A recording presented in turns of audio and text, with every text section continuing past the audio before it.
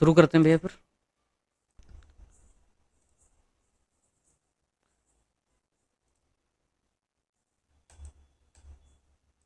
कि भाई उद्देश्य क्या है, प्रीलिम और मेंस दोनों को इंटीग्रेट करते हुए पढ़ाई करना, ताकि प्रीलिम के बाद अब मेंस में क्या होगा कि नौबत ना आए। इसी के सहारे मेंस का पूरा सिलेबस ख़त्म करवा दूंगा। और जो प्रीलिम है उसमें रोज़ इतने क्वेश्चन होते नहीं और रोज़ मेरे पास समय भी नहीं है, तो 2 दिन में जितनी भी इंपॉर्टेंट न्यूज होंगे उनको लेकर के क्वेश्चन बनाऊंगा, उनकी थ्योरी समझाऊंगा, कॉन्सेप्ट समझाऊंगा। लाइव पढ़ा रहा हूँ, इंटरेक्टिव है, क्लासरूम के जैसा है। इस तरीके का प्रयास मुझे अब तक नहीं दिखा है इस फील्ड में। लोग वीडियो एडिटोरियल डालते हैं, लेकिन लाइव क्लासेस में आकर के एक्सप्लेन करना, प्रीलिम और मेंस इंटीग्रेट करके करना, कॉन्सेप्ट और फैक्ट को साथ लेके चलना, it's a very innovative and unique process. तो लॉन्ग टर्म में मदद करेगा। मैं बिल्कुल निराश नहीं होऊंगा कि शुरुआत में मुझे कोई भाव नहीं देगा। मुझे उम्मीद है कि नक्कर खाने में तूती की आवाज़ कभी तो बोलेगी। बस इतना है। देखो, इंडियन एक्सप्रेस ने आज पहले ही पेज पर, फ्रंट पेज पे इसे छापा। तो क्या था, 2 खबरें थी। तो हेडलाइन पढ़ के भाग जाने की कला तो है नहीं अपने में। पहला तो था कनाडा के साथ जो चल रहा है इंडिया का इशू। वो एक डिफरेंट मसला है, 5 मिनट की कहानी 50 मिनट में नहीं बताऊंगा। काम की चीज़ मुझे यहाँ मिल गई। क्या मिल गई? 5 आइज। और ये बहुत चर्चा में है 6 महीने से। दूसरी खबर है, अपने फॉरेन मिनिस्टर मिल रहे हैं पाकिस्तान के प्राइम मिनिस्टर से SCO के मंच पर। तो 2 खबरें इंपॉर्टेंट हो गई, 5 आइज और संघाई कोऑपरेशन ऑर्गेनाइजेशन। क्या है मित्रों, 5 आइज के बारे में छोटा सा फैक्ट है, देख लेते हैं। क्या सवाल पूछेगा तो पूछेगा। मैंने कहा एक टॉपिक एक प्रश्न, एक टॉपिक एक पेज का नोट्स, मेंस और प्रीलिम के लिए ऐसे ही कॉन्सेप्ट है। तो 5 आइज के बारे में है कि 5 आइज एक खुफिया गठबंधन है। अंग्रेजी वाले मित्रों के लिए बता दूं कि भाई एक सेक्रेट अलायंस है, जिसमें ऑस्ट्रेलिया है, कनाडा है, न्यूजीलैंड है, यूनाइटेड किंगडम है और अमेरिका है। इसको अगर मैं सही तरीके से बताऊं तो यूनाइटेड किंगडम जो ब्रिटेन है उसके रिश्तेदार हैं सारे। यूनाइटेड किंगडम के रिश्तेदार कौन है? अरे भाई, यूनाइटेड किंगडम ने अमेरिका को बसाया था, छटे हुए बदमाशों को डिपोर्ट कर दिया था अमेरिका में, है ना, पता ही आपको। पढ़ लेना अमेरिका का इतिहास ठीक से। सारे छटे हुए बदमाश उसके अमेरिका में भेज दिए थे और वहां पे फिर वो बड़ा बन गए। दूसरा, कुछ रिश्तेदार बचे तो ऑस्ट्रेलिया और न्यूजीलैंड भेज दिया, खूबसूरत जगह थी। तो आज इसी पर बड़ा बढ़िया जो नोबेल इकोनॉमी में नोबेल मिला है उसके बारे में चर्चा की गई है। बहुत बढ़िया कॉन्सेप्ट है, टिके रहना सुनना बहुत बहुत महत्वपूर्ण है। और तीसरा, न्यूजीलैंड और ऑस्ट्रेलिया हो गया, कनाडा भी उन्हीं का रिश्तेदार है, बसाया हुआ है। तो 1 2 3 और ये 4 हो गया। और एक, हाँ भाई, तो यूके के रिश्तेदार, एक यूके खुद हो गया, USA, ऑस्ट्रेलिया, न्यूजीलैंड इसके रिश्तेदार हो गए, कनाडा रिश्तेदार हो गया। तो ये 5 लोग हैं इसमें टोटल, ठीक है। तो ये भी सही है। और इस गठबंधन की जो शुरुआत है ना मित्रों, वो सेकेंड वर्ल्ड वार से ही हो गई, जब ये अमेरिका और यूनाइटेड किंगडम आपस में इंफॉर्मेशन, सीक्रेट जानकारी शेयर करते थे। तो ये दोनों स्टेटमेंट सही हैं। ये एक छोटा सा फैक्ट है, जो आएगा तो कर लेना। दूसरा जो आर्टिकल है वो नोबेल प्राइज के बारे में है। मैंने सोचा है कि हर लेक्चर में एक नोबेल प्राइज के बारे में प्रीलिम और मेंस दोनों दृष्टिकोण से चर्चा कर लूँगा और फिर उनका एक कंपाइलेशन बना करके डाल दूंगा। तो सिर्फ नोबेल प्राइज में किसको मिला है नाम रटने की बजाय आपको सब पता चल जाएगा। 2024 साल का जो नोबेल है 2024 का, वो किस बारे में है उसके पहले जान लो किसको मिला है। तो डैरन एसएम, क्या है भाई, एसएम ग्लू को मिला है, साइमन जॉनसन को मिला है और जेम्स रॉबिन्सन को मिला है। स्क्रीन शेयर नहीं है सर। तो इन 3 लोगों को इकोनॉमी में नोबेल मिला है। एक तो ये फैक्ट हो गया मित्रों। अब बहुत शानदार इस पे सवाल बनेगा मेंस में। अगर यूपीएससी में अच्छे लोगों के हाथ GS3 का पेपर मिल गया तो इस पे पक्का बनाने वाले हैं। म्यूट कर लो मेरे मित्र प्लीज। एसएम एसएम मोलू को मिला है, जॉनसन को मिला है, रॉबिन्सन को मिला है। ध्यान रखना इसको, और अगर ठीक से आपको याद रखना है तो जार, इसका निमोनिक याद रखो, जार। जॉनसन, एसएमलू और रॉबिन्सन, कभी भूलेगा जार नहीं। तो इसके बारे में प्रीलिम में क्या सवाल बन सकता है, जितने भी प्रकार के सवाल बन सकते हैं मैंने सब कवर कर लिया है और मेंस का फिर डिस्कस करेंगे।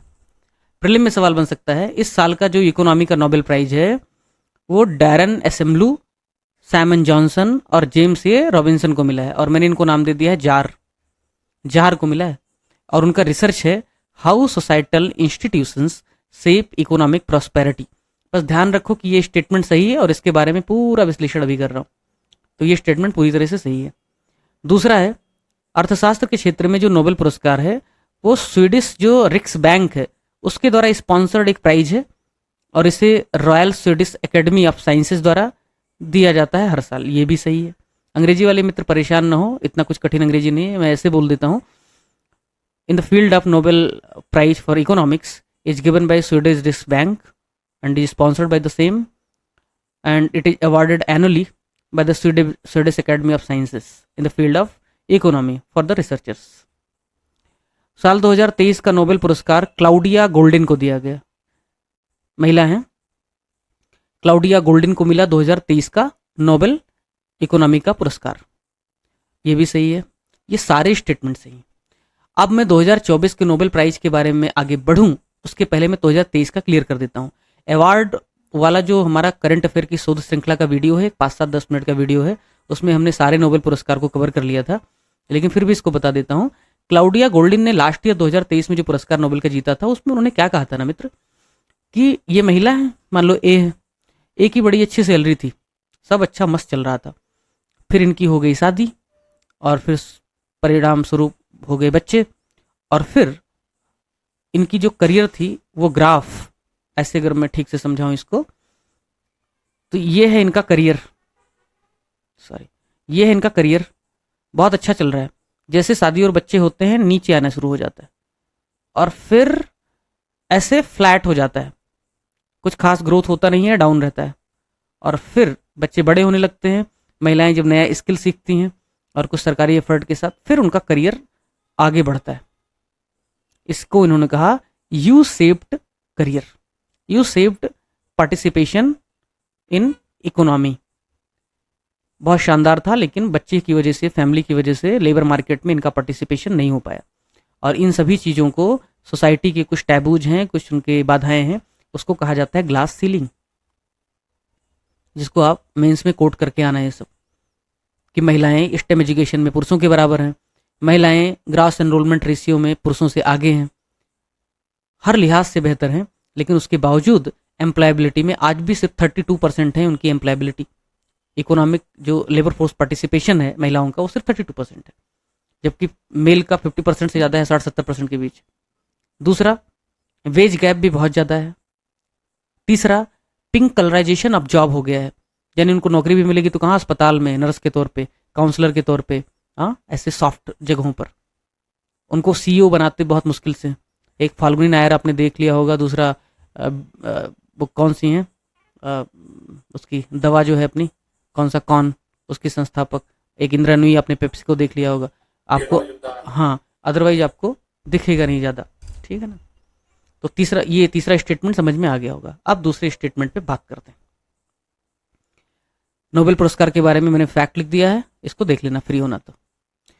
इंडियन एक्सप्रेस में एक बहुत शानदार आर्टिकल आया आज, और ये आर्टिकल है रिच नेशन पुअर नेशन। तो मैंने कहा चलो इसी बहाने आपको बता दूंगा। इसको पढ़ाने नहीं वाला हूँ, एक एक देख लेना, मैं इसका जिस्ट बता रहा हूँ आपको खाली। जिस्ट ये है, कुछ राष्ट्र, कुछ कंट्री बहुत समृद्ध होते हैं, अच्छे होते हैं, धनी होते हैं, जबकि कुछ गरीब होते हैं। इसके कारण क्या है? कुछ राष्ट्र जो समृद्ध होते हैं वहां पे डेमोक्रेसी होती है, रूल ऑफ लॉ होता है, प्रॉपर्टी के राइट होता है। ऐसा नहीं कि तुमने कोई जमीन खरीदा और मैं जाके कब्जा कर लूँ उसको और कुछ होगा नहीं। दूसरा, इंक्लूसिविटी होती है वहां पे, तो वो देश ज्यादा विकास करते हैं, जैसे वेस्टर्न कंट्रीज हैं, यूनाइटेड किंगडम है, इटली है, अमेरिका है। जबकि कुछ कंट्री ऐसे होते हैं जो अपनी ही जनता का खून चूसते रहते हैं, है ना। लोक सेवा आयोग को सीख लेना चाहिए इससे, यूपीपीसीएस को, कि भाई स्टूडेंट को परेशान करके, उनकी ना सुन के, अपनी मनमानी करके तुम बहुत नाम नहीं कमा पाओगे। ट्रांसपेरेंट रहो, गवर्नेंस अच्छा कर लो, ठीक है ना। इकोनॉमी का नोबेल भी इसी पे मिला है कि जहाँ संस्थाएं बहुत मजबूत होती हैं वहाँ राष्ट्र बहुत तरक्की करता है। और यूपीपीसीएस भी एक संवैधानिक संस्था है, यूपीपीएससी, उसको भी थोड़ा रोबस्ट होना पड़ेगा। जहाँ सत्ता केंद्रीकृत है, सेंट्रलाइज्ड है, चेयरपर्सन ही सब कुछ कहेगा वहीं सही, वहाँ पे कानून का शासन नहीं होता है, वहाँ रूल ऑफ लॉ नहीं होता है, और ऐसे राष्ट्र, ऐसे देश ज़्यादा तरक्की नहीं कर पाते। बेहतर होता कि लोक सेवा आयोग कितना ट्रांसपेरेंट होता, कितना डिसेंट्रलाइज होता, बॉटम टू टॉप अप्रोच रखता, जनता की सुनता, स्टूडेंट की सुनता। ये क्यों आंदोलन करना पड़ता? पढ़ाई करें, और भी गमे जमाने में आंदोलन के सिवा ना। तो लेकिन नहीं। तो इकोनॉमी में जो नोबेल पुरस्कार मिला जार को, जॉनसन को, रॉबिन्सन को और एसएमएलू को, इन तीनों ने कहा भाई तरक्की करने का एक ही फार्मूला है, डेमोक्रेसी लाओ, डिसेंट्रलाइजेशन लाओ, गवर्नेंस लाओ, इंक्लूसिविटी लाओ, 4 चीज़ें लाओ और इसको लिख के आना एग्जाम में। जबकि गरीब रहना है तो सत्ता अपने पास सारा रख लो, संस्थाएं कमजोर कर दो, गवर्नेंस खराब कर दो, इंक्लूसिव मत रखो, गैप रखो। इसके कुछ लिमिटेशंस भी हैं, इनका क्रिटिसिज्म भी किया है ऑथर ने। अब पूरा इंडियन एक्सप्रेस पढ़ के मैंने यहाँ पे इसको समराइज किया है। इसको आप जीएस पेपर 3 जो है मेंस का, वहाँ पे इसको लिख सकते हो, और जीएस पेपर 1 का जो सोसाइटी है ना, वहाँ पे आप इसको लिख सकते हो। अब आते हैं असली खेल की तरफ। मेंस में सवाल अगर मुझे बनाने को मिल जाए तो मैं पक्का इस टॉपिक पे बनाऊंगा। लोकतांत्रिक तथा मजबूत संस्थाएं दीर्घकालिक आर्थिक समृद्धि तथा विकास ही तो आवश्यक है। ये मैंने खुद फ्रेम किया है क्वेश्चन। मुझे कई बार लगता है कि बहुत ताज़ा ताज़ा आपको सवाल मिलता है, ताज़े आर्टिकल मिलते हैं, ताज़े कॉन्सेप्ट मिलते हैं, उसका फ़ायदा उठाइए, कुछ भी बासी नहीं इसमें। टिप्पणी कीजिए, कमेंट इसलिए करने के लिए कहा है क्योंकि नेगेटिव चीज़ें ज़्यादा करने के लिए है नहीं, इसलिए आलोचना वगैरह करने के लिए कहने रहो, ओपन एंडेड है, थोड़ा लिमिटेशन बता सकते हो, बाकी सब फेवर में रहेगा। अंग्रेजी में है democratic and strong institutions are essential for long term economic growth and development comment. यानी कि जहाँ पे लोकतंत्र है, जहाँ पे संस्थाएं मजबूत हैं, वहाँ पे बहुत ज़्यादा विकास आता है और ये जरूरी है विकास के लिए। इस पे कमेंट करना है। आप कैसे करोगे? इंट्रोडक्शन क्या दोगे? तो मैंने कहा था सबसे अच्छा इंट्रोडक्शन होता है जो टू द पॉइंट हो और कॉन्टेक्चुअल सिग्निफिकेंस को बताता हो। यानी क्या कॉन्टेक्स्ट चल रहा है, क्या संदर्भ है, अगर उसको आप बता दोगे तो एग्जामिनर को लगेगा कि आपको आता है, आपने पढ़ा है। तो मैं होता तो यहाँ पे क्या लिखता, नोबेल में जो इकोनॉमी में जो नोबेल पुरस्कार मिला है, तुरंत ताड़ जाता कि भाई क्या पूछना चाह रहा है, उसका जिक्र करता। मैं बताता कि हाल ही में जॉनसन, एसएमएलू और रॉबिन्सन, इन 3 अर्थशास्त्रियों को अर्थशास्त्र का नोबेल पुरस्कार मिला है। उनका शोध बताता है कि जहाँ संस्थाएं लोकतांत्रिक और मजबूत होती हैं, वहाँ विकास तुलनात्मक रूप से ज़्यादा होता है। ये हो गया मेरा इंट्रोडक्शन। अब मैं लिखता कि मजबूत संस्था तथा लोकतंत्र का विकास पर प्रभाव, ऐसा मैं हेडिंग डालता। Impact of democracy and robust institution on development. पहला डायमेंशन में देता developed and developing countries where institution are strong and weak respectively. मतलब जितने भी मजबूत राष्ट्र हैं लोकतंत्र के लिहाज से, संस्थाओं के लिहाज से, तथा जहाँ पे इंक्लूसिविटी है यानी समावेशिता है, वो ज़्यादा तरक्की कर गए हैं। उदाहरण में डालता इसमें Europe, United state of America, north America, ऐसे कंट्रीज एंड वाइस वर्सा। तथा जहाँ पे डेमोक्रेटिक प्रोसेस नहीं है, लोकतंत्र नहीं है, तानाशाही है, जूटा रिजाइम है, मिलिट्री का शासन है, वहाँ पे विकास तुलनात्मक रूप से कम है, जैसे अफ्रीका, जैसे म्यांमार, जैसे पाकिस्तान, कुछ हद तक आप कह सकते हैं। तीसरा, जहाँ पे पॉलिटिकल स्टेबिलिटी है, वहाँ पे राष्ट्र ने ज़्यादा तरक्की किया है। एग्जाम्पल के लिए यूनाइटेड स्टेट में राष्ट्रपति की एसेसिनेशन भी हो गई है, उसके बावजूद भी वहाँ पे कामकाज चलता रहा है। क्यों? क्योंकि वहाँ पे संवैधानिक जो तंत्र है, जो व्यवस्था है, वो इतनी ज़्यादा मजबूत है कि पॉलिटिकल शटडाउन या पॉलिटिकल जो क्राइसिस है वो आया नहीं ज़्यादा। वहाँ का सेपरेशन ऑफ पावर भी काफ़ी मजबूत है, वहाँ पे चेक एंड बैलेंसेस भी ज़्यादा अच्छे हैं, संस्थाएं भी काफ़ी रोबस्ट। इसकी वजह से उस डेमोक्रेसी ने सर्वाइव किया। दूसरा एग्जाम्पल भारत का है कि भारत की कितनी भी आप आलोचना कर लो, भारत की संस्थाएं बहुत शानदार हैं। थोड़ी बहुत कमजोरियां तो हर जगह आती रहती हैं, अदरवाइज अच्छी हैं, इसी वजह से सर्वाइव कर पा रही हैं। अगला है डिसेंट्रलाइज मॉडल ऑफ गवर्नेंस। आप केरला को देख लीजिए, सबसे बेस्ट एग्जाम्पल है आपका कि केरला में डिसेंट्रलाइजेशन पूरे देश में सबसे ज़्यादा हुआ है। मैं आपको डेटा दे रहा हूँ कि आर्टिकल 243F जो स्टेट के फाइनेंस कमीशन की बात करता है, 243K जो चुनाव की बात करता है लोकल बॉडीज का, केरला ने इन दोनों पैरामीटर्स पे सबसे शानदार काम किया। बाकी स्टेट में सामान्यतः 4 से 5, कभी कभी 3-4 फाइनेंस कमीशन ही गठित हुए हैं। केरला ने लगभग रेगुलर फाइनेंस कमीशन गठित किया है और टोटल जो उसका रेवेन्यू है पूरे स्टेट का, उसका एक बड़ा हिस्सा कुछ 30 से 40% के बीच लोकल बॉडीज के पास जाता है किसी न किसी रूप में। जबकि बाकी जो स्टेट हैं वो बमुश्किल 5 से 7% अलग से फंड देते हैं लोकल बॉडीज को, और लोकल बॉडीज का जो टोटल रेवेन्यू है उनका अपना जनरेट करने का जो पावर है वो लगभग 10% से कम है। 90% से ज़्यादा पैसों के लिए वो स्टेट पे या सेंटर पे डिपेंडेंट रहते हैं। तो केरला में डेमोक्रेटिक डिसेंट्रलाइजेशन आया, लोकतांत्रिक विकेंद्रीकरण हुआ। इसकी वजह से केरला ने ह्यूमन डेवलपमेंट के पैरामीटर पे पूरे देश में सबसे शानदार काम किया। और यही तो कह रहे हैं ये नोबेल लॉरियट कि भाई मजबूत संस्थाएं, डेमोक्रेटिक डिसेंट्रलाइजेशन इज की टू डेवलपमेंट। एक अगला पॉइंट है जो डिबेटेबल है, कंट्रीज हैविंग कॉलोनियल पास्ट। ये जो नोबेल लॉरेट हैं वो कहते हैं कि जिन जिन कंट्रीज में कॉलोनियल पास्ट रहा है, यानी कि अंग्रेजों का, यूरोपियंस का उपनिवेश रहा है, वहां भी ज़्यादा डेवलपमेंट देखा गया। नोबेल पाने वाले अर्थशास्त्री कहते हैं मैं उपनिवेश को जस्टिफाई नहीं कर रहा हूं, लेकिन ये पैटर्न देखा गया है। लेकिन उसका क्रिटिसिज्म ऐसे है, वो भूल जाते हैं कि वो बात करते हैं कनाडा की, क्योंकि कनाडा में भी कॉलोनी था ही ना यूनाइटेड किंगडम का। ऑस्ट्रेलिया भी उसके अंडर के हिसाब से था ही ना, उपनिवेश तो नहीं कह सकते बट वो कॉमनवेल्थ टाइप का था ही ना, एक टर्म इस्तेमाल करते थे। भारत को जो चाहिए था शुरुआत में क्या था, 1930 के पहले तक भारत क्या चाहता था, अरे वो क्या टर्म इस्तेमाल होता था भारत के लिए, हाँ डोमिनियन स्टेटस। ये डोमिनियन तो था ही, डोमिनियन तो था ही ना। यूनाइटेड स्टेट पे तो रूल ही किया ना यूनाइटेड किंगडम ने। तो नोबेल प्राप्त करने वाले उनका एग्जाम्पल देते हैं, देखो यूनाइटेड स्टेट में कॉलोनी था, बहुत अच्छा काम किया। क्यों? क्योंकि अंग्रेजों ने संस्था बना करके दिया, रोबस्ट इंस्टीट्यूशन बना करके दिया। लेकिन उसका सबसे बड़ा लिमिटेशन यह है, अच्छा ये आप लिख दो कि मेंस के आंसर में ये सारे पॉइंट फेवर में, लिमिटेशन भी आपको लिखना पड़ेगा क्योंकि मैंने कहा है कमेंट करना है, ओपन एंडेड क्वेश्चन है। उसमें आप एग्जाम्पल दोगे कि चाइना और सिंगापुर में हाईली सेंट्रलाइज्ड मॉडल है। चाइना और सिंगापुर में हाईली सेंट्रलाइज्ड मॉडल है, कोई लोकतंत्र वोकतंत्र नहीं है, और वहां पे तो आज़ादी भी नहीं है, पॉलिटिकल फ्रीडम भी नहीं है, वहां पे इंक्लूसिविटी भी नहीं है। संघाई एक तरफ है, दूसरी तरफ बहुत गरीबी में भी लोग रहते हैं तिब्बत में। फिर भी चाइना और सिंगापुर ने काफी तरक्की किया। भारत में लोकतंत्र है लेकिन भारत ने उतना तरक्की नहीं किया। इंडिया और अफ्रीका में कॉलोनी था अंग्रेजों का, लेकिन इन लोगों ने तो बहुत अच्छा तरक्की नहीं किया।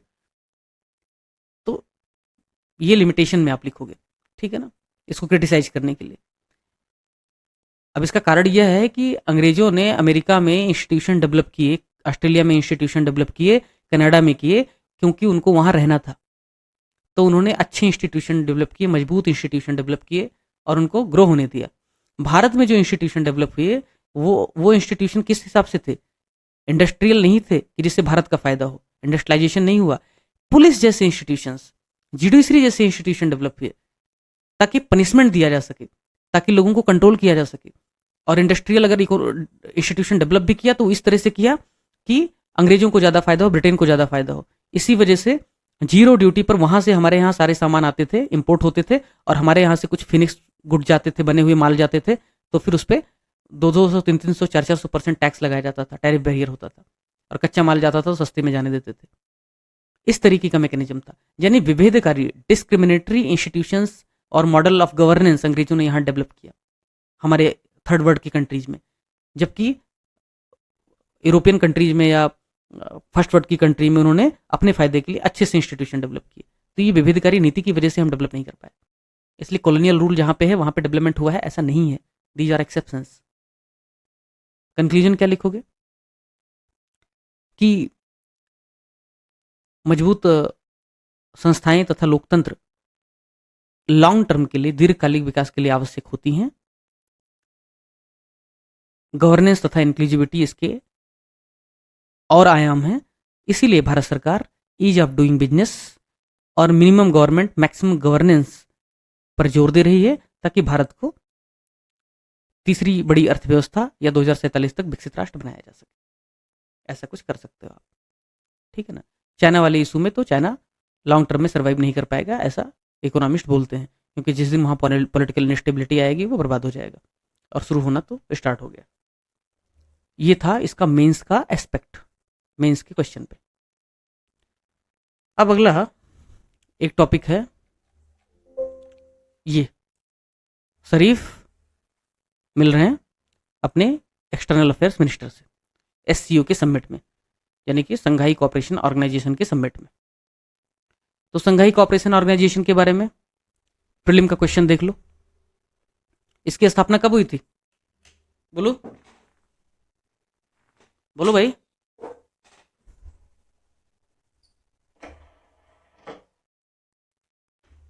सो गए क्या? यस सर, 2008 में आई थी। अच्छा, कितने मेंबर हैं अभी इसके? कितने मेंबर हैं? 10 मेंबर, 10 कौन कौन है? कौन कौन है?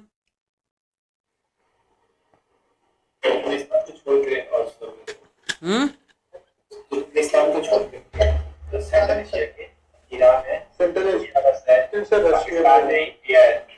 तो पहला स्टेटमेंट ठीक है, दूसरा भी ठीक है। बेलारूस सबसे लेटेस्ट मेंबर है, ऐसे याद रखो, रूस और बेलारूस। बेलारूस एक्चुअली रूस का पिछलग्गू है, रूस जहां वहां बेलारूस। उसके कुछ कुछ मिसाइल और परमाणु बम तो सुना है बेलारूस में रखे हुए हैं, है ना। तो बेलारूस भी आया 2024 में, ये भी सही है। एससीओ संघाई नाम है, संघाई कोऑपरेशन ऑर्गेनाइजेशन, लेकिन कंफ्यूजन का बात यह है कि इसका हेडक्वार्टर जो है ना वो बीजिंग में है। ठीक है तो Shanghai cooperation organisation, but headquarter कहाँ है? बीजिंग में।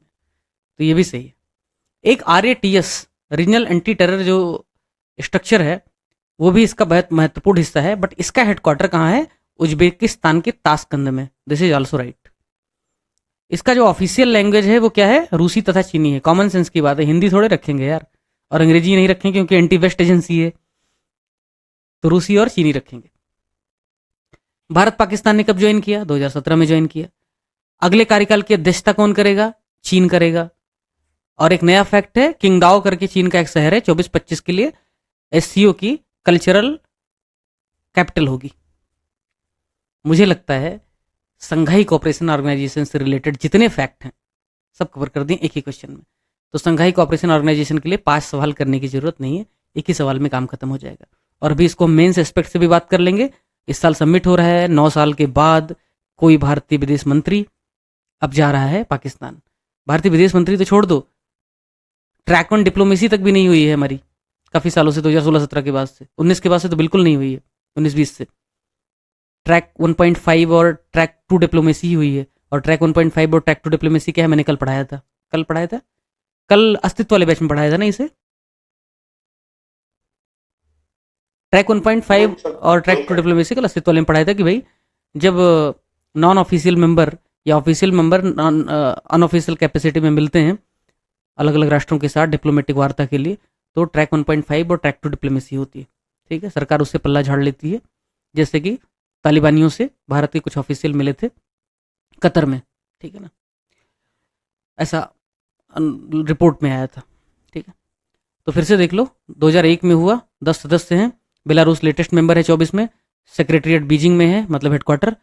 जो एंटी टेरर स्ट्रक्चर है उसका मुख्यालय ताशकंद में, उज्बेकिस्तान में, न कि चीन में है। रशियन और चीनी लैंग्वेज इसकी ऑफिशियल लैंग्वेज है। 2017 में भारत पाकिस्तान आए।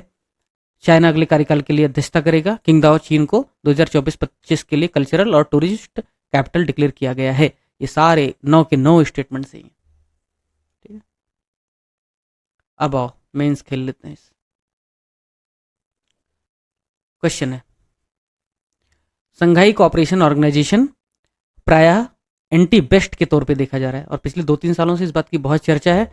भारत की स्थिति बहुत बहुत सैंडविच टाइप की हो गई है ना, क्योंकि वहाँ पे रूस और चीन दुनिया में 2 सबसे वेस्ट विरोधी कंट्रीज, अमेरिका के जानी दुश्मन, एससीओ का नेतृत्व कर रहे हैं, और भारत वेस्ट का एक हिसाब से अच्छा मित्र संघाई कोऑपरेशन ऑर्गेनाइजेशन में। ऐसा थे जो क्वाड में भी है वो एससीओ में भी है। मतलब सोच रहे हो ना कैसे है इंटरनेशनल रिलेशन। तो Shanghai cooperation organisation usually anti west के तौर पे देखा जा रहा है। भारत का यूएसए तथा वेस्ट कंट्रीज के साथ करीबी रिश्तों को देखते हुए संघाई कोऑपरेशन ऑर्गेनाइजेशन में इसकी भूमिका की, इसकी पॉसिबल रोल की चर्चा कीजिए। कैसे भारत खुद को यहाँ पे रिलेवेंट बनाए रखे। अंग्रेजी में सवाल है, Shanghai cooperation organisation is often seen as anti west, discuss India's role in SCO considering its close relation with USA and west. तो क्या है ना मित्र कि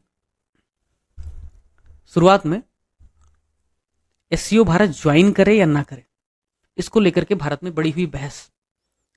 और ओआरएफ का मैं रायता बहुत पहले से चाटता रहा हूँ, ऑब्जर्वर रिसर्च फाउंडेशन का। तो इसके आर्टिकल में अक्सर लिखा जाता था कि भारत को एससीओ ज्वाइन कर लेना चाहिए 2017 के पहले की बात। क्यों कर लेना चाहिए? क्योंकि सेंट्रल एशिया जो एक अनटैप्ड मार्केट है एक हिसाब से, भारत के ग्रोथ के लिए बहुत महत्वपूर्ण है। एंशिएंट समय में सेंट्रल एशिया के साथ हमारे बहुत व्यापार होते थे, कॉटन रूट भी था। सेंट्रल एशिया, अफगानिस्तान वाला अगर बॉर्डर हमारा टच हो रहा होता तो सीधा सीधा हमारा एक्सेस होता। और भारत अगर संघाई कोऑपरेशन ऑर्गेनाइजेशन को नहीं अपनाता है, नहीं उसमें शामिल होता है, तो चाइना के लिए पूरा सेंट्रल एशिया खुला मैदान मिल जाएगा। नंबर 1। नंबर 2, इंटरनेशनल रिलेशन में दो प्रकार की मेन थेरीज हैं, एक है आइडियलिज्म और एक है रियलिज्म। आइडियलिज्म तो दुनिया में है नहीं कहीं, बचा है रियलिज्म। कोई किसी को तभी तक मित्र मानता है जब तक कि उसका वजूद उसके ऊपर है, ठीक है ना। जब कोई अपने से ज्यादा तरक्की करने लगता है तो वो मित्र नहीं रह जाता। रूस चीन को तभी तक बर्दाश्त कर सकता है जब तक चीन रूस के आंगन में, रूस के बैकयार्ड में आकर के कब्जा न कर ले। और आपको पता है 1960s में रूस और चीन के बीच युद्ध हो चुका है बॉर्डर को लेकर के। तभी 1971 के वार में रूस ने इंडिया की मदद की थी और चाइना ने पाकिस्तान की। तो रियलिज्म के हिसाब से रूस नहीं चाहता है कि सेंट्रल एशिया में चीन का एक लिमिट के ऊपर दबदबा हो, इसलिए रूस ने भी हमें परसुएड किया कि भाई आप एससीओ संघाई कोऑपरेशन ऑर्गेनाइजेशन ज्वाइन कर लो, तो हम दोनों थोड़ा चाइना को बैलेंस रखेंगे सेंट्रल एशिया में। इंडिया ने कहा ठीक है। रूस ने प्रपोजल रखा चीन के सामने, लेकिन चीन को तो बर्दाश्त ही नहीं था कि इंडिया आ जाए एससीओ में। ऑब्जर्वर स्टेटस भले पहले से था। चीन ने शर्त रख दी कि हम तभी भारत को शामिल होने देंगे जब पाकिस्तान भी शामिल होगा। अब मजबूरी में भाई रूस विरोध कर नहीं सकता था पाकिस्तान का खुलेआम, तो पाकिस्तान को भी दहेज में ले आए, ठीक। तो सेंट्रल एशिया में भारत का रोल बना रहे, रेलेवेंस बचा रहे, इसके लिए भारत ने एससीओ ज्वाइन किया। दुर्भाग्य की बात यह है कि एससीओ के माध्यम से चीन और रूस, चीन एक दूसरी सबसे बड़ी इकोनॉमी होने की वजह से, बड़ी मिलिट्री होने की वजह से, अपना जो एजेंडा था एंटी वेस्ट एंटी यूएसए उसको प्रमोट करना शुरू कर दिया। और जितने भी anti USA anti west countries हो सकते थे, बेलारूस से लेकर के मिडिल ईस्ट की कंट्रीज तक, उनको लाने के लिए चीन ने क्या किया, प्रयास करना शुरू कर दिया, इसमें भी और ब्रिक्स में भी। भारत का अब क्या रोल हो सकता है इसमें, तो पूरा क्वेश्चन नहीं डिस्कस करूंगा, नहीं तो 10-15 मिनट चला जाएगा। बेसिक फ्रेमवर्क बता देता हूं। पहला तो यह है कि इंडिया को स्ट्रेटेजिक ऑटोनॉमी बरकरार रखते हुए, मतलब सिंपल लिख देने का, India should opt strategic autonomy, फिर उसमें लिखने का 2 लाइन कि इंडिया को स्ट्रेटेजिक ऑटोनॉमी बरकरार रखते हुए वेस्टर्न कंट्रीज के साथ, लाइक माइंडेड कंट्रीज के साथ, रिलेवेंट ग्रुप्स में सहयोग करना चाहिए। उदाहरण के लिए क्वाड, उदाहरण के लिए I2U2, उदाहरण के लिए G20 और G7। फिर दूसरा, third world country, developing country तथा ग्लोबल साउथ के इंटरेस्ट के लिए इंडिया को एससीओ में भी अपने सहयोग को बढ़ाना चाहिए। और थर्ड, भारत का सेंट्रल एशिया के साथ व्यापार, अगर मुझे जहां तक याद आ रहा है, इसके बाद तो कुछ स्लाइड नहीं है क्या, keep it, if I am right, तो इट इज $2 बिलियन के आसपास है खाली total India central Asia total trade, $2 billion, ठीक है। इंडिया की सिर्फ ट्रेड का आधा % है, वहीं चाइना का $100 बिलियन के आसपास होगा, नहीं 100 तो उसके आसपास तो होगा। चाइना का आप देखो कितना है, 60-70 तो मिनिमम होगा, 89 लगभग अंदाजा ही था। $100 बिलियन के आसपास ट्रेड है।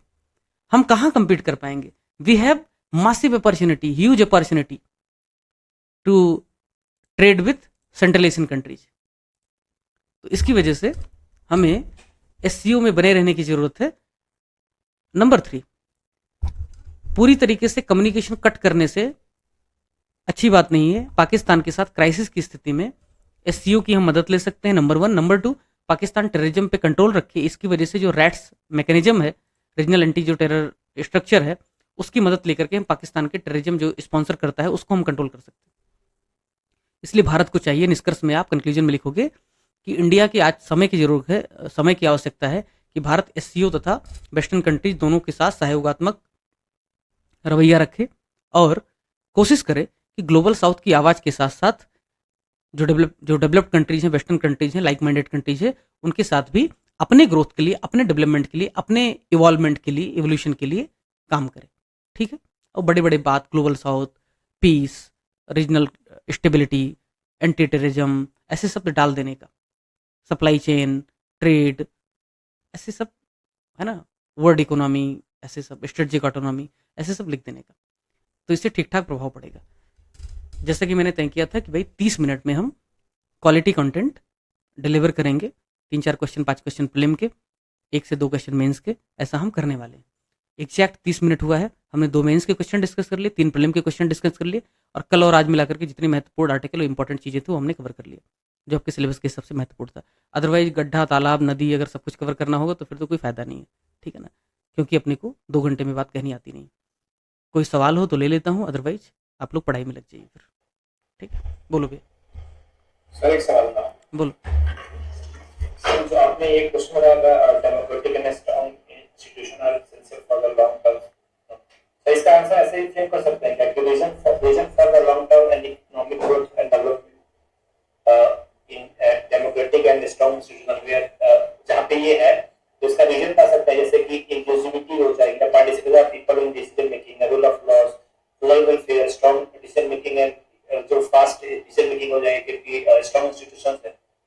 और उसके ड्रॉबैक्स कितने हैं, अगर लिमिटेशन कितने की, और डेमोक्रेसी में जो डिसीजन मेकिंग होती है काफी स्लो हो जाती है, ऐसे करके लिख सकते हैं क्या? हाँ, तो कैसे है ना मित्र कि चाइना वाला जो मैंने बताया लिमिटेशन में, कि देखो चाइना में डेमोक्रेसी नहीं है, चाइना में डिसेंट्रलाइजेशन नहीं है डेमोक्रेटिक, लेकिन उसके बावजूद चाइना ने बहुत तरक्की किया, तो ये तो उसका लिमिटेशन था। लेकिन उसका काउंटर जो थ्योरी है, इन्हीं इकोनॉमिस्ट ने ही बोला है कि लॉन्ग टर्म में चाइना सर्वाइव नहीं करेगा, लॉन्ग टर्म में चाइना थ्राइव नहीं करेगा। क्यों? वहां पे पॉलिटिकल इनस्टेबिलिटी आ सकती है। ऑलरेडी जो ट्रेड ब्लॉक्स थे, जो इकोनॉमिस्ट थी, उन्होंने चाइना से डीकपल करना शुरू कर दिया है, चाइना से मुंह मोड़ना शुरू कर दिया, चाइना +1 की थ्योरी अपना ली है। तो चाइना का जो अप्रोच है, एग्रेसिव अप्रोच है, सेंट्रलाइज्ड अप्रोच है, वो सस्टेनेबल और टेनेबल नहीं है। That's why India will lead and India will have last laugh eventually. तो तुम्हारा थ्योरी बिल्कुल सही है। तो क्रिटिसिज्म के लिए भी इस्तेमाल, उसको क्रिटिसिज्म के लिए भी इस्तेमाल कर सकते हो कि देखो इंडिया में डेमोक्रेसी फिर भी पावरफुल नहीं है, और इसको अचीवमेंट के लिए भी कर सकते हो कि इंडिया में डेमोक्रेसी है, that's why India will have last laugh eventually. अंत में इंडिया की ही जीत होगी।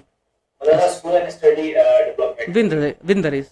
यस सर एक और चीज था, जो आपने एससीओ के बारे में बताया कि एससीओ में इंडिया का रोल क्या होगा?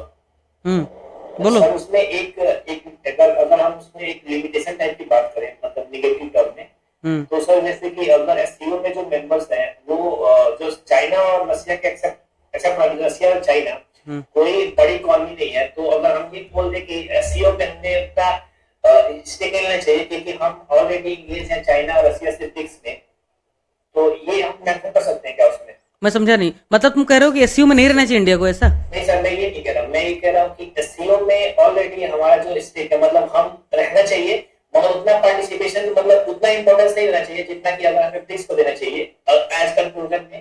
क्योंकि अगर जो मेजर इकोनॉमी है ब्रिक्स में चाइना और रशिया, वो ऑलरेडी हमें ब्रिक्स से मिल जाती है और एससीओ में भी है, और जो छोटी छोटी कंट्री जैसे चाइना, बेलारूसिया या फिर सेंट्रल एशिया की छोटी छोटी कंट्री है, तो ये सब कंट्रीज बहुत छोटी छोटी हो जाती है, इकोनॉमी भी बहुत बड़ी नहीं है। Got it. अरे तुम्हारा सवाल मैं समझ गया।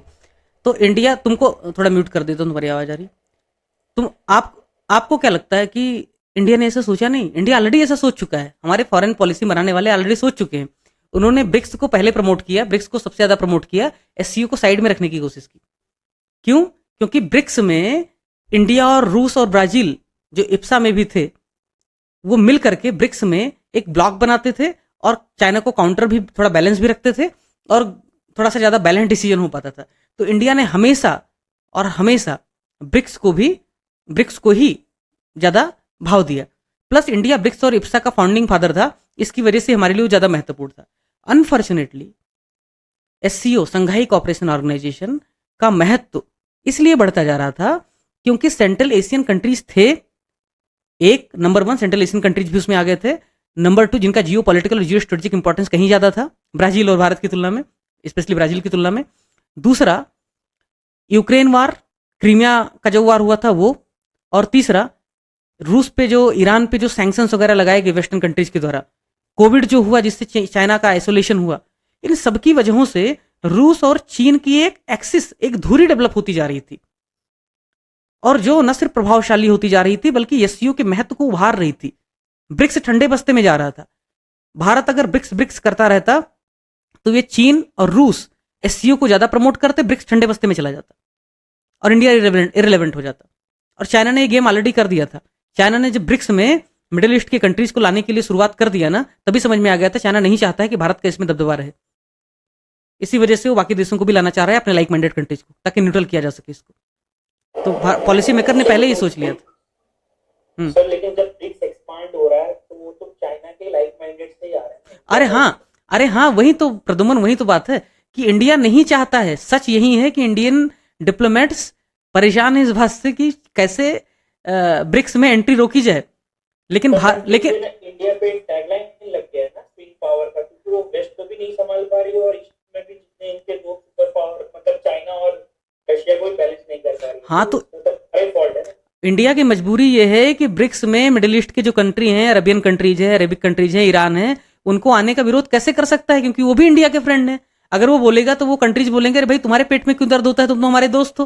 तो इंडिया की मजबूरी है कि ब्रिक्स में इन कंट्रीज को आने से रोक नहीं सकता इंडिया, क्योंकि इंडिया दोस्त है उनका भी। इंडिया ने एक स्टेटमेंट दिया था, मुझे याद है, कि भाई हम ब्रिक्स में नए मेंबर्स के शामिल होने का विरोध नहीं करते, लेकिन हम चाहते हैं ब्रिक्स में मेंबर्स को किन आधारों पे, किन पैरामीटर्स पे, किन क्राइटेरिया पे शामिल किया जाएगा, यह स्पष्ट रूप से प्रावधान हो। और ये सब इसलिए क्योंकि वेस्टर्न कंट्रीज का दबाव रहा होगा और इंडिया को डर था कि भाई रिलेवेंट हम बचे रहे। लेकिन इंडिया की मजबूरी ये है कि हमारे फ्रेंड्स लोग ही आ रहे हैं, हम कैसे उनको मना कर सकते हैं। ऐसा है सर। एक और चीज वे फॉरवर्ड क्या रहेगा सर, कैसे बैलेंस करेगा इंडिया, ये स्टैग्नेंट नहीं हो जाएगा? बिल्कुल। तो कैसे है ना कि ये आग का दरिया है और डूब के जाना है ना। ये फॉरेन पॉलिसी, बस इतना समझ लीजिए, फॉरेन पॉलिसी नहीं है आशा, आग का दरिया डूब के जाना है।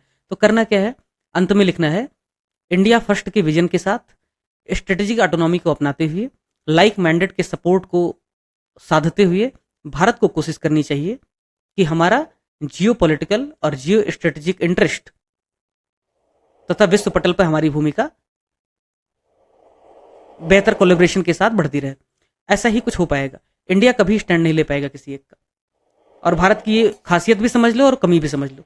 इंडिया क्योंकि वेस्ट हमें फ्लॉड डेमोक्रेसी बोलती है और ईस्ट हमें कहती है ये डेमोक्रेसी खराब है, मतलब इंडिया में हिपोक्रेसी बोलते हैं। इंडिया के लिए स्टैग्नेंट नहीं है। अरे भाई, इंडिया की आज स्थिति ऐसी नहीं कि इंडिया स्टैंड ले पाए किसी एक पे। इंडिया को दोनों की जरूरत। वही तो क्वेश्चन है सर। तो हाँ, उसको कैसे क्लैरिफाई करेंगे कि हाँ इंडिया एक पर्टिकुलर स्टैंड लेके चले? हाँ, तो ये तुमने अच्छा सवाल पूछा। तो मित्र कैसे है ना, तुम्हें एक सवाल, इस सवाल का मैं एक लाइन में जवाब देता हूँ। ये स्टैंड इंडिया को लेना चाहिए या ये स्टैंड लेना चाहिए? अरे भैया, कोई स्टैंड ना लेना भी एक स्टैंड होता है डिप्लोमेसी में। और हमारे डिप्लोमेटिक एक्सपर्ट यही कहते हैं, अरे भाई कोई स्टैंड ना लेना भी तो स्टैंड है ना, क्या दिक्कत है? We are not taking any stand, we are not taking anybody's official stand कि भाई हम अमेरिका के साथ जा रहे हैं या फिर रूस के साथ जा रहे हैं। हमारी स्ट्रेटेजिक ऑटोनॉमी है, हम कोई स्टैंड नहीं ले रहे। ये भी हमारा स्टैंड है, परमानेंट स्टैंड है। सर इसमें वो पॉइंट ऐड कर सकते हैं जयशंकर का स्टेटमेंट जो आपने बहुत पहले भी कहा था कि इंडिया का फ्रेंड सिर्फ इंडिया हो सकता और कोई नहीं। हाँ बिल्कुल बिल्कुल बिल्कुल। सर एक क्वेश्चन मतलब सर एक पॉइंट ऐड करना चाह रहा हूं मैं कि जैसे सर डीवैल्यूएशन का भी पता चल रहा है, मतलब बातें चल रही है डीवैल्यूएशन की, तो एसटीओ को एज ए प्लेटफॉर्म यूज कर सकते हैं, ऐसा लिखने के लिए लिख सकते हैं कि STO as a platform use किया जाता है डीवैल्यूएशन को हटाने के लिए, डीवैल्यूएशन के लिए, या फिर? अरे भैया समझ गया, आपका सवाल समझ गया मैं। भारत और रूस पहले से ही रुपया और रूबल में व्यापार कर रहे हैं, ठीक है। रूस और चीन पहले से ही अपनी करेंसी में व्यापार कर रहे हैं। सेंट्रल एशियन कंट्रीज ऑलरेडी कर रहे हैं। डी डॉलराइजेशन का प्रोसेस शुरू हो चुका है। 2 साल पहले बहुत चर्चा में था, अब शुरू हो गया है प्रोसेस। डॉलर को बहुत आसानी से और बहुत जल्दी रिप्लेस नहीं किया जा सकेगा, क्योंकि दुनिया की लगभग 50% जो अर्थव्यवस्था है वो आज भी वेस्टर्न कंट्रीज के ग्रिप में है। मुश्किल है, लेकिन ऑलरेडी ये प्रोसेस हो चुका है।